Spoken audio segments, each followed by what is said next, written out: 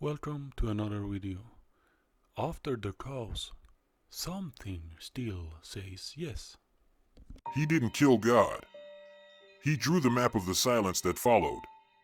In that silence, the gay science, the joyful wisdom, arrives with an unusual tone in philosophy, not a funeral hymn, but the music of recovery.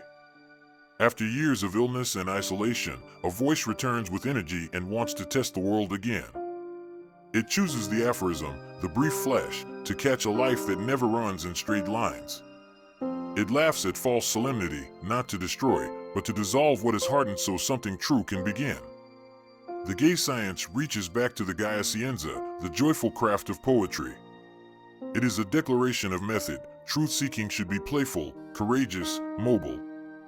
Not the cold counting of laboratories, but the handiwork of a free spirit, with thinking that still carries the memory of music and dance. This book does not try to drop a new system over reality. It sharpens conscience and lightens the gaze. It asks what truly drives our convictions, whether our truths comfort more than they cut, and it demands the nerve to see what we would rather avoid. Here the larger diagnosis begins. When old foundations erode, when authority loses its spell, a cold space opens where the compass starts to spin. The gay science walks into that space without blinking. It does not shy from words that bite, it tests them against life. The tone is not nihilistic. It is experimental, unafraid, at moments almost jubilant. If the old has fallen, can we find a wisdom that bears without borrowing light from another world? That is the starting question. From here come laughter as solvent, experiment as method, and a risky, renewed yes to reality as it is. Joyful wisdom means we do not answer a broken sky with new idols but with a new tone. Not the heavy breath of doctrine, but the quick lungs of experiment. Nietzsche chooses the aphorism because truth arrives in flashes, not in cement. He wants the mind to stay light enough to see, brave enough to cut, patient enough to wait for a better form. Laughter appears here as a tool, not sneer, not cruelty, but the acid that melts false gravities. We laugh to free the wool from borrowed halos. Begin with motives. What really powers our convictions? We baptize tiredness as virtue, timidity as prudence, envy as justice. The gay science asks for an intellectual conscience. Look under the word until you meet the drive. This is not cynicism, it is hygiene. Only after the masks are off can we choose values that answer to life, not to fear. From here he sketches the figure of the free spirit. Not an edgy pose, but a metabolism. Someone who can breathe without inherited metaphysics, who can hold uncertainty without rushing back to a herd. They will lose some comforts. They will gain a style. For Nietzsche, ethics is not only law, it is form. How you carry your choices becomes the signature of your soul. A life is judged as a work. Does it ring? Does it intensify? Does it create? Joyful wisdom is this discipline: experiment, then select. Keep what strengthens the will. Drop what decays it. No grand system, just a sharper ear for what increases aliveness. The goal is not safety, it is a lucid yes, one that can stand without a beyond, and still glow. At the center stands the sentence people quote without digesting it: God is dead. Not a taunt, a temperature reading. Picture a man entering a bright marketplace with a lantern already lit. People laugh, who needs a light at noon? He answers, you don't see what has gone out. We killed him, you and I, with explanations, with analysis, with the slow acids of history and science. The heavens were cross-examined, certainty bled away. Bit by bit, the old sky lost its weight. What follows is not victory but weather. A sudden cold. The compass spins. Are we not drifting through an infinite nothing? A culture can keep its phrases and holidays for years after belief has died. The shadow stays on the wall after the flame is gone. That is the danger Nietzsche names, nihilism, the hunger for an absolute that, once disappointed, chooses nothing. From here the fork appears. One path is collapse. If nothing is sacred, why strain, why care? The other is revaluation. Admit the loss, then build without a beyond. Stop borrowing light.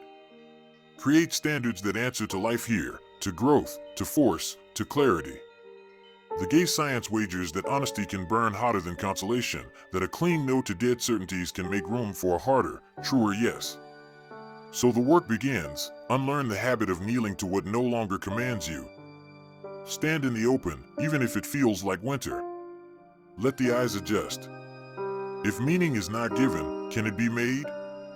If the highest value is gone, can a human being become a source of value? Nietzsche's answer is risky and simple: yes, if you learn to affirm. Next, he will name the discipline for that affirmation, Amor Fati, and the heaviest test to measure it. Amor Fati, love of one's fate, gets mistranslated as passivity. Nietzsche means the opposite of resignation. Not it is what it is, but let it be what it must be, then make it mine. The point is valuation. You don't repaint pain in pretty colors. You refuse to let pain decide what things are worth. You take the given, loss, delay, pressure, and treat it as material for form. If moralists try to sanctify suffering by denying the body, Nietzsche asks something harder: can strength digest what it once rejected and call it beautiful without lying? Love here is not a mood. It's a way of arranging necessity. To love fate is to stop bargaining with the past. No edits, no if only, no secret court where you retry the day. The question shifts from why did this happen to how can this stand inside a life I can affirm? That shift is the chemistry of the gay science. Complaint is energy frozen in place.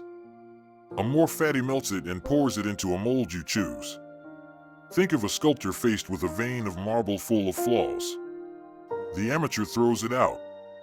The master studies the fault lines until the cracks become the figure's expression. Amor Fati is that mastery at the scale of a life.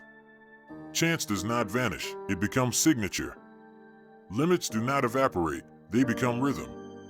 Even humiliation can be transmuted, not excused, by the new stance it forces you to take. What was merely endured becomes something you use. This, too, is joy rightly understood. Not the dopamine of escape, but the quiet heat that rises when you stop warring against the real. Joy, for Nietzsche, is the feeling of power increasing, of a self finding the right pressure to push against. Amor Fati is the discipline that makes this sustainable. It is the refusal to need a different world in order to live well in this one. Only from here can affirmation become honest. No sugar, no halo, just a lucid yes that does not flinch from the whole. Eternal recurrence is a thought experiment, not a cosmology. Imagine a demon stopping you at night to whisper, this life, as you live it now, every breath, every weak excuse, every unexpected tenderness, will return, again and again, unchanged, for all time. Not a highlight reel. The whole. If the thought crushes you, something in your pattern wants to be disowned. If it electrifies you, something in you is already saying yes. The point is valuation. The demon does not predict the universe, he audits your day. Could you affirm this exact arrangement without remainder? If not, what must be revised at the level of act, relation, or aim so that you could? The question is surgical. You cannot answer with slogans. You must change diet, task, speech, sleep, companions, until your hours add up to a form you would repeat. Recurrence converts time into an ethical instrument. It cancels the anesthetic of later. Later will only bring the same. So the standard becomes, build days that deserve return. Remove what you would not endure eternally. Add what you would gladly face again. Not hedonic stacking, but coherence, acts that harmonize rather than scatter you. This is the heaviest test because it forbids outsourcing. No tribunal in the sky will certify your choices. You must become the criterion. And yet the test is not cruel. It is merciful in its clarity. It shows where you are lying to yourself, where you are still living on borrowed meanings, where fatigue has dressed up as virtue. It asks for fewer promises and more form. If you practice recurrence honestly, your style changes. You select friends whose presence you would live twice. You take on work whose strain you would re-accept. You speak only words you would hear again. Even rest is chosen with respect, not as escape but as rhythm. In this light, regret becomes instruction, not a swamp. Shame becomes a boundary, not a home. The demon's whisper, taken seriously, does not shrink life. It thickens it. You stop scattering in fantasies of elsewhere and begin composing a here that can bear repetition. Then the answer, quietly, without theater, begins to turn, yes, this again. Not because it is perfect, but because you have made it yours. Joyful wisdom is not a mood, it's a way of composing a life. 3 movements, always in circulation: experiment, style, selection. Experiment means you treat existence as a studio, not a courtroom. You're not proving innocence, you're discovering strength. Try a different pressure, a different tempo of work, a different distance from noise.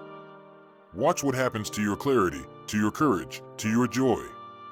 If a pattern increases aliveness, it earns a place. If it blunts you, it leaves. No metaphysics required, just effects. Style is ethics made visible. Not decoration after the fact, but the form your valuation takes. How you speak when no one is keeping score. How you carry difficulty without borrowing a halo. Style is what remains when slogans fall away, the signature of your choosing. Nietzsche wants a style that reveals power without cruelty, wit without contempt, joy without denial. A form that can stand under repetition. Selection is the knife that keeps the first 2 honest. Most lives rot from what they refuse to cut. We hoard obligations, relationships, entertainments that drain the will, then call ourselves tired by nature. Selection says, if you would not live this twice, why live it once? Remove what scatters you. Keep what concentrates you. You will be accused of being severe. Perhaps. But the alternative is the slow cruelty of decay. Together, these make a different answer to God is dead. Not a vacuum, not a new idol, but a craft, test, give it form, cut. The point is not to be safe, the point is to be coherent. When experiment finds the right pressure, when style crystallizes, when selection protects it, a tone appears, light, exact, unafraid. That tone is what Nietzsche calls joyful wisdom, a clear yes that needs no witness and no beyond. The gay science doesn't mean what the modern ear first hears. It reaches back to the Gaia Scienza, the joyful craft of poetry.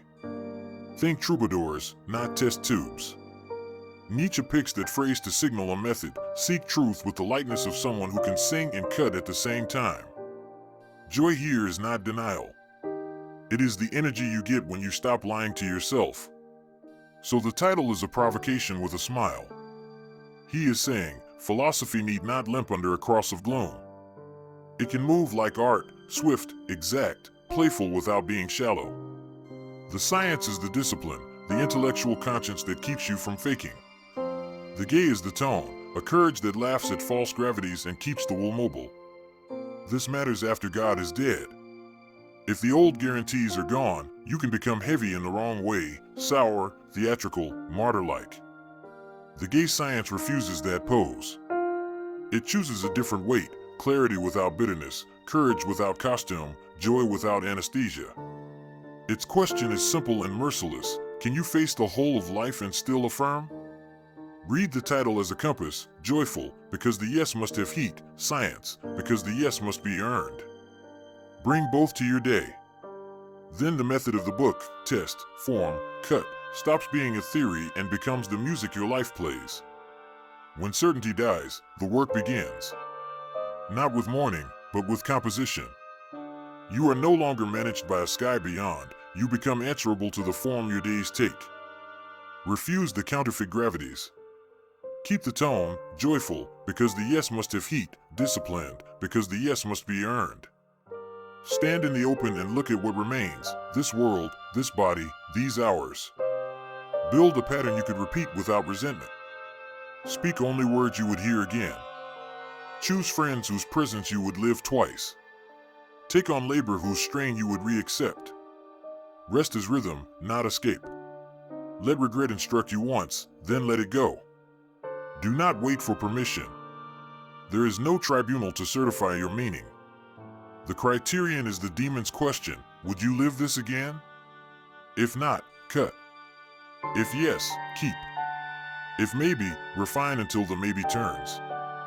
This is why Nietzsche calls it a science, because it tests, and why he calls it gay, because it laughs while it tests. The laughter is not cruelty, it is freedom from false solemnity. The test is not punishment, it is mercy against self-deception. Together they make a tone you can carry, light, exact, unafraid. Close the circle where it began. He didn't kill God, he mapped the silence after. In that silence you can hear your own measure. Compose a life that would pass the heaviest test. Not perfect, yours. Then let the answer, quietly, be yes. To live is to create what could redeem even the pain. Thanks for listening.